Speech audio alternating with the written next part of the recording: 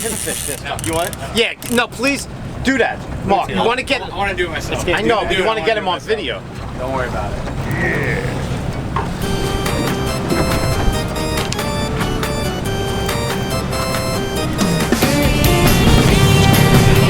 Another big fish out there. Can you get to fish with this guy here? Pissing me off. Good fish, another good fish.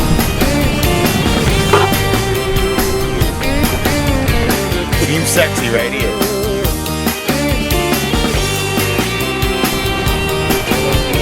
No, I can't.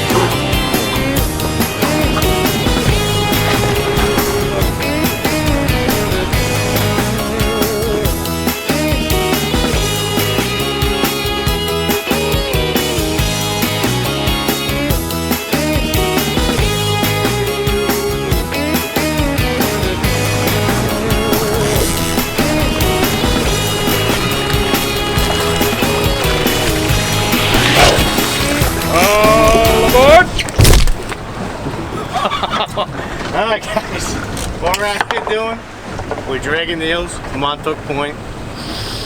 Got James out batting a while, Airman, Air Force Pilot. We're trying to get him one of these things. Unfortunately, they keep grabbing my line. But stay tuned, we'll be back.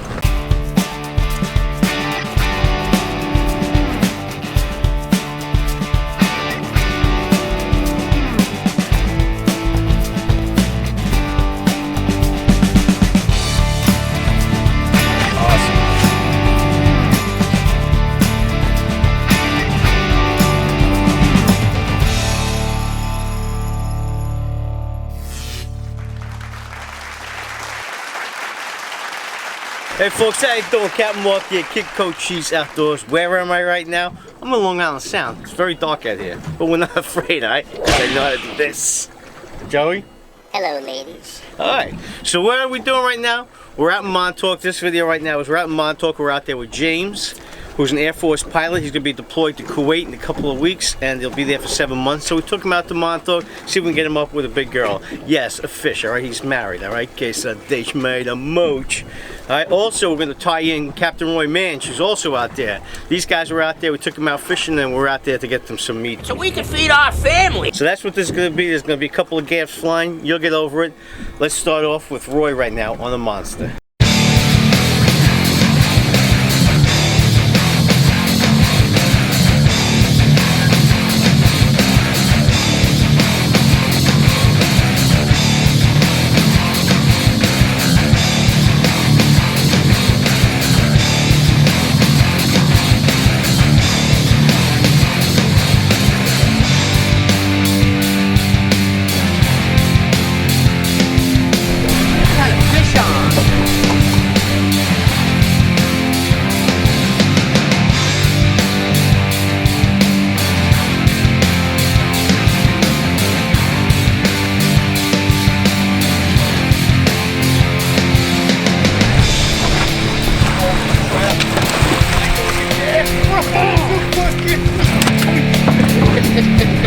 That's not a good thing.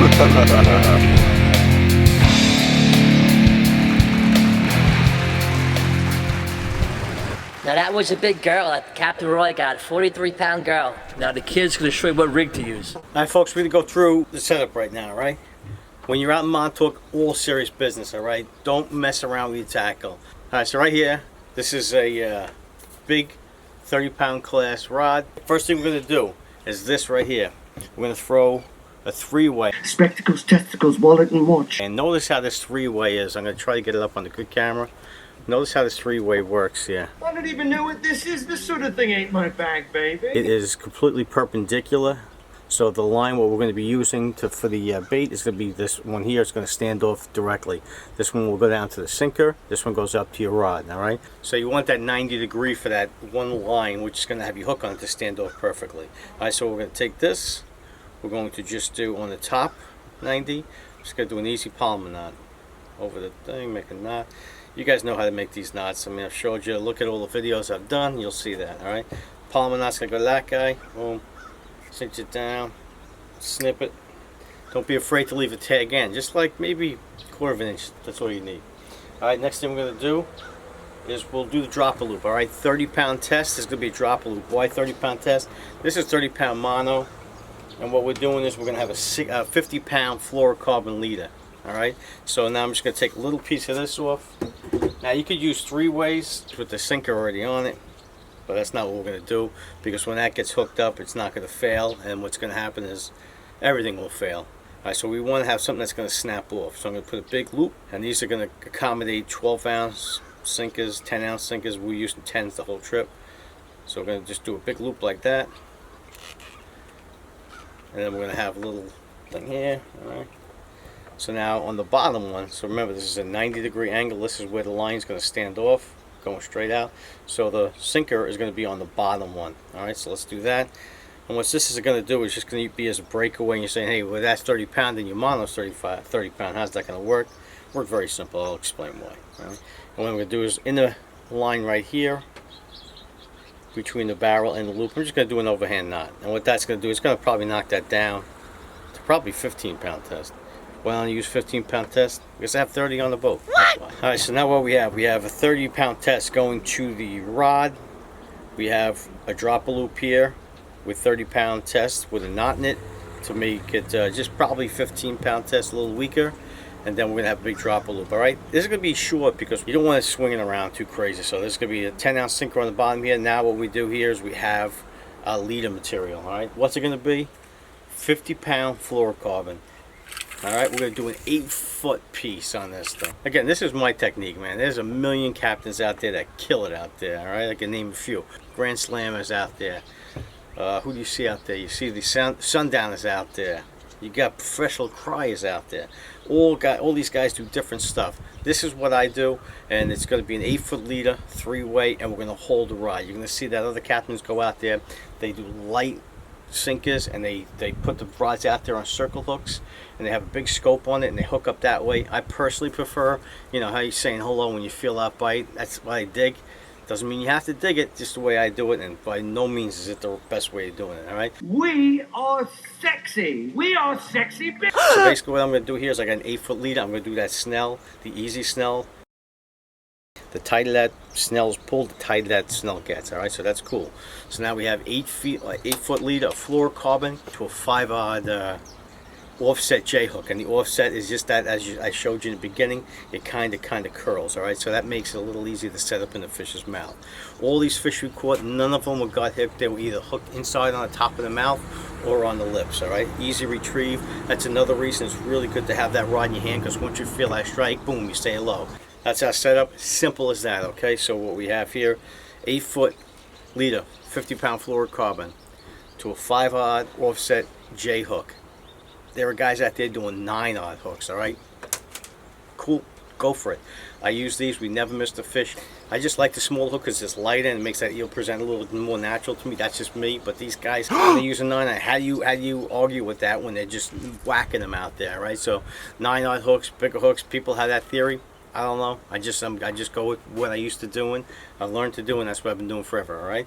All right, now the key component here is getting that rod, in the way I fish it, vertical. In other words, you want that rod to be down, right straight down the water column, and you want to have it, you know, whatever sinker is going to take you, you can go up to freaking 16-ounce sinkers here, but whatever sinker, and what we were using was 10-ounce sinkers. This is 30-pound fluorocarbon. It's got some drag, but that 10-ounce sinker was keeping us vertical, okay?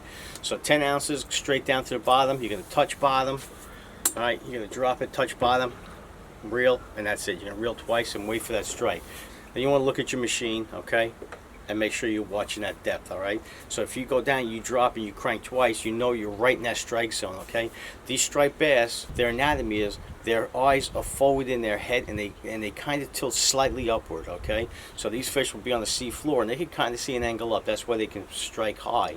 But what happens is they also see close, all right? So as these fish are on the bottom, you'll see that this eel now is going to be coming right over their heads. They have the ability now to see that and either make an instinctive move, and that's how they really feed. They feed instinctively, okay? They see it, they instinctively act, or they don't act, and that's what they'll do. They'll either see that fish, that eel come up, and they're going to attack it, all right? So you want to drop that bait down to the sea floor, take 2 cranks, and keep an eye on that machine. That machine's reading 50 feet. and you're just watching it, you know those 2 cranks are staying constant, and that's really running. If you see the machine starting to drop off, you're going to feed back, you're going to drop again, take 2 cranks, and constantly remove that bait. Constantly move that bait, all right? You could be, you know, reeling up. I know that reel should not be doing that, all right? We're tough on tackle here. This is not a happy camper about that either. But that's what you want to do. You want to be maintaining that depth, all right, the whole way. So you're going to be, you'll hear me saying drop back, you'll hear me saying drop back. I'm always looking at that machine, watching that machine. If it goes from 50 to 54, you'll hear me say drop it. They'll drop it, 2 cranks, bring it back up, all right? And that's key. You want to stay in that strike zone. If you're 2 up, you're gone, all right? And if you hang up, that sinker will release, all right? So you'll be saved your eel and your fluorocarbon. More importantly, your fluorocarbon. This stuff's expensive as a bass, all right? So I hope you guys get that little technique right there with how to fish these guys, how these striped bass stage in this water, in this current. This current is ripping. It's almost 4 freaking miles an hour. I mean, that's fast, all right? So these fish have to instinctively say, boom, there it is. I'm going to react to it. That's my genetic makeup. I either react, I see, I react, and that's it. And what's the theory of using eels during the day? People email me and say, hey, why isn't that not a night thing? Eels feed at night, and there's no doubt about that. Striped bass would come out and attack, get lobsters and eels at night and do that thing. I get that.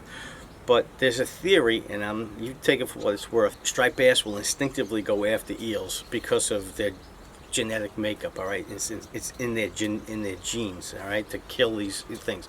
And it's not more, I don't think it's more of an eating thing, I think it's more of a killing thing. I have caught striped bass with eels with full bunkers in their mouth, all right? They're not even digesting this bunker. They just literally ate it, but they see an eel and they go and attack that too and eat it. Are they eating it because of the old theory that their genetic makeup is from their forefathers millions of years ago, saying, hey, if you see an eel, eat it because these are the things that destroy our spawning grounds, they eat all our eggs. Is that what it is? Maybe. Who knows? All I know is I fish these eels consistently through day and night and catch striped bass. So nothing's better. It's not as if it's better at night, it's better during the day. I mean, we caught 20-something fish on these eels during the day the other day. I mean, that's how insane it is. And we're using just a couple of eels, all right? Do these striped bass ultimately eat these eels? Who knows? You guys ever handle a live eel? When that striped bass eats it in the wild, that eel's probably slipping out its gill, going nuts and getting out its gill or whatever it is. But I think it's more of a genetic strike and say, let me kill that eel stuff, all right? That's my theory. I'm probably wrong, but it's just because of my experience of me catching fish with eels and having huge baits in their mouth and they're still going after the eel. I don't know. Maybe it's, no, I don't know. Take that food for thought. You tell me, comment below what your theory is on the eel. Tell me something I don't know. Yeah, we're doing choice shell. Check that, look at the marbleization. Over here we have baby lamb chops, olive oil, a little bit of salt, right, Nick? Pepper and lemon juice. So it'll be a good night. What do we got here? Just a regular? We got a shell. Look at this. Lucky, look at this. Now look, Scully has some sausage inside the burner there. Cheese and parsley that I made. Yeah, it's nice, right? Oh yeah. Now Tiles, he can cook, right? No joke about that. All right, Kenny's supplying a little bit of bourbon for the chubby kid and his boys. A couple of cigars and roll in bed by 9 o'clock. All right, that's how we roll out in Montauk. All right. Hold on, got a phone call. Cello. Okay. Hey, well, I gotta tell you, with these con stickers, stuff's gonna happen. All right. Excuse me, did I see a con sticker on your car? As a matter of fact, you did. I think I just fell in love with you. What? Alright guys, so display those con stickers with caution, alright? Time for a con shout out. We know we gotta have a con shout out and kick Coach Cheese outdoors right now. And who is it? Walter Watkins. His son Craig sent in this freaking monster, crazy fluke that he caught inside Fire Island, alright? I guess he wasn't out in the ocean, so this is a big fish inside. Almost 12 pounds, 11 pounds, 13 ounces. And that fish was caught on the Where's the Fish 2. No, Where's the Fish 2. For those people that don't know much about summer flounder and fluke, that is a monster. That's a really big fish. So congratulations to Walter Watkins, and shout out to his son Craig for putting him on the con shout out this week, all right? Who else? I'm gonna have to give an honorable mention right here too. Big Joe over here. Chubby Kid put him on a piece where he can find some fish, and this is the one he found.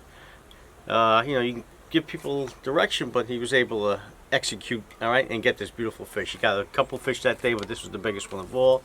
I think it was 44 inches or something like that. So congratulations to Big Joe too. The guy's a monster. So that fish is a lot bigger than it looks, all right? So that's your kind of shout out of the week. Congratulations to Walter, son Craig, and Big Joe for those monster fish. Congratulations to them monsters, all right? All right, let's go back now. We're going to show you the presentation of how these eels come flying through the water column and how the fish sees it, all right? And how the fish react to it, all right? Take care. Comb your head.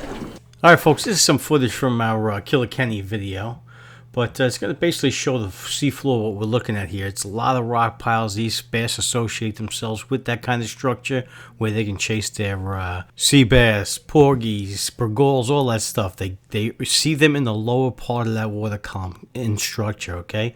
So the key here is get that bait to pull right through the same area right there, right? They're going to be in there. They're in there in that harsh environment to feed and send them something good to eat, all right? And that's what that eel does. Keep it in that water column. Again, that fish has kind of got that upward look, so if it's right above its head, she's going to come up and make a move on it, all right? So beware. Know where your sinker is at all time, know where your bait is, and know how it behaves. All right, folks, now let's see how Flyboy handles a fish. Cowboy's on. If he's running, Yeah, let him run. Unreal, let him run. Yep, exactly. and drag all the way up. Fish. Drag's good just like that. Nice fish.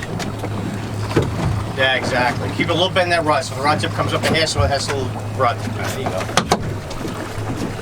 Holy smokes. He's bigger than that little guy. I don't know how big he is, but he's bigger than the last one. He's big.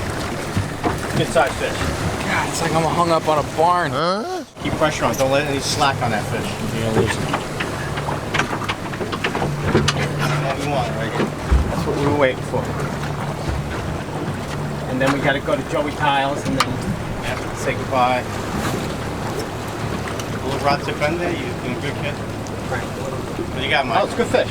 Mike, what you got? Oh, we got a nice striped bass. Oh, keep him, just that's keep nice. constant pressure on him. Beautiful fish, bro. Tell me what you want me to do. You're doing fine. Just keep doing that. Let him tire out there. It's better off when we're As here. long as that rod tip's bent, we're in business. Once he gets to Michael, That's it. Let him enjoy it. And then I'm going to tell you to walk backwards, and I'm going to deal with the fish. All right?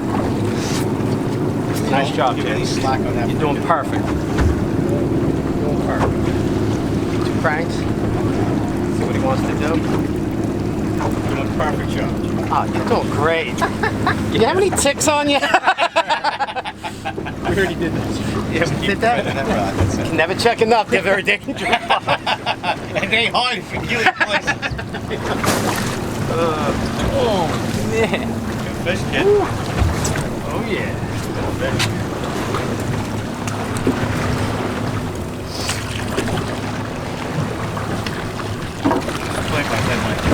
Play-by-play is we see a sinker, and below that sinker is a very nice large striped bass.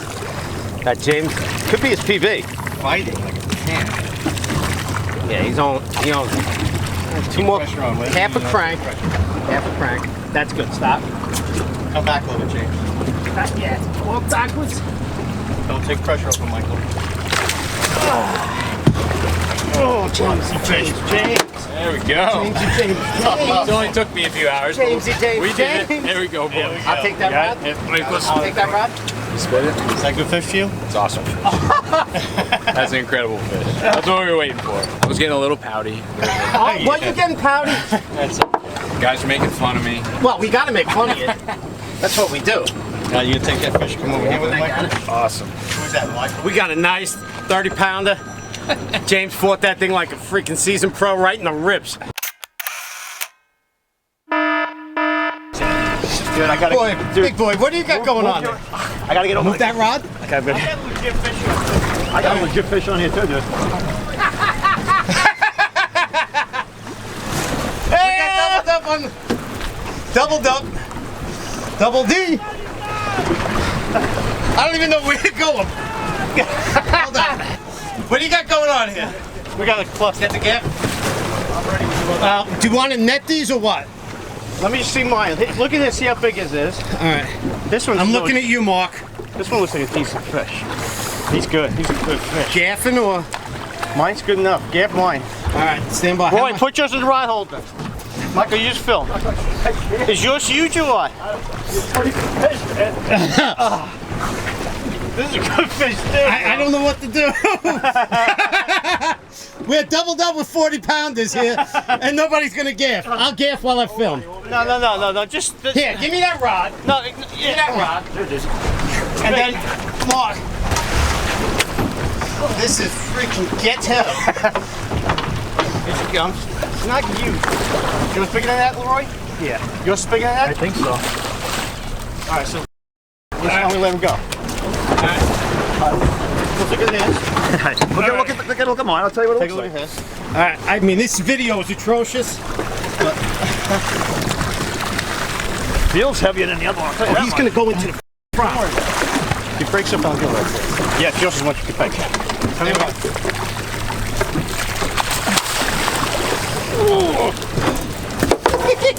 Oh my god. Oh my god. Hold on, there's something pulling on this one too. Oh my god. I think this guy's long. Just The other lift this guy guy, was lift fat. this guy and release him. Roy, lip him. Roy, just here, hold this rod. Hold this rod. Hold this rod.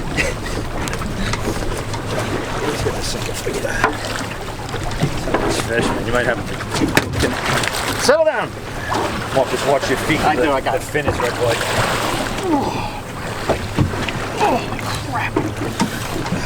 Just let him go. Take this hook out of his mouth.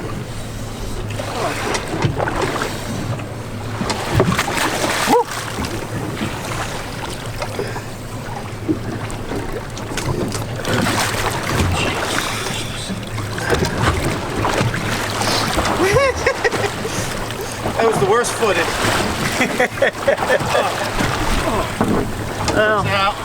A Montauk in Montauk. Just watch this hook in my face here. Get it? You want to hold it up or no? Hold it for a quick. Hold on. It's not hurt her. She's good. Her dorsal's up. I'm gonna launch her. Go on. Well done, boys. Beautiful. Let's look at this girl. That's a freaking another monster.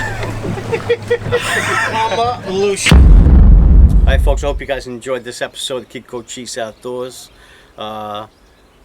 Employ these techniques. I'm telling you, go out on a charter boat and you do exactly this technique, you're going to outfish anybody on that boat. In fact, the live case of things you made a mooch. It's just be very cognizant of where your bait is, where your sinker is, and the whole 9 yards, all right?